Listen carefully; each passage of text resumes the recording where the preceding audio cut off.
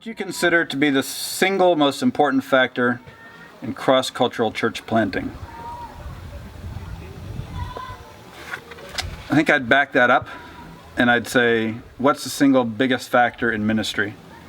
And I would have to say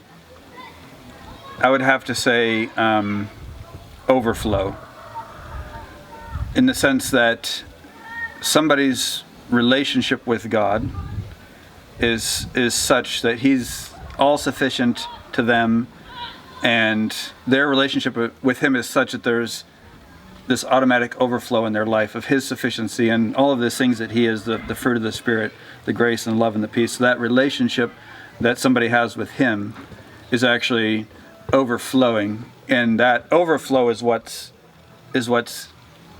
reaching other people. But that overflow is coming from the relationship that person has with the Lord.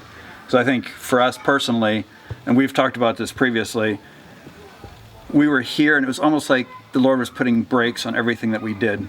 We were sure we were going to learn the language really fast. We didn't learn the language really fast. We were sure this, we were going to do that. We were coming into it with all of this kind of like, it's going to be great. We're so prepared and all this sort of stuff.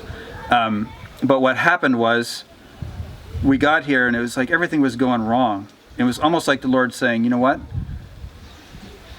It's not. I don't have necessarily a problem with the content of what you're going to share, but you as a person are not in the position to share that with people.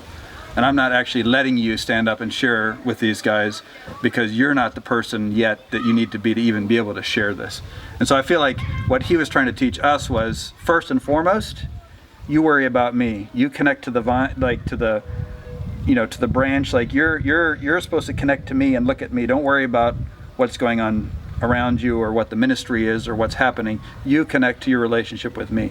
And when you're connected with me, then there's going to be this overflow. And that overflow is going to spill into every part of your life. And so when we see oftentimes, too many times, people leaving the field and you listen to one of the descriptions that they give, they're saying, man, my spiritual life just hasn't been what it ought to be. It's pretty consistent, unfortunately, that missionaries as they're leaving, reflecting on their time, saying, my spiritual life wasn't strong. And I'm thinking to myself, oh, that's exactly it, right? That's what makes it strong, what makes it work is actually that relationship. And the Lord had to teach us that through some pretty painful lessons. But we're thankful that He did, and we're thankful that He kind of put the brakes on things and said, I'm not interested in these people hearing in and of itself. I'm interested in these people hearing, but I want them to hear me. And for them to hear me and fall in love with me and for it to be about me, then I need you to be connected with me. And somebody said, reading a book, and somebody was quoting somebody else, I forget the guy's name even, but it said something to the effect of, no man can convey that he himself is clever and that Christ is mighty to save.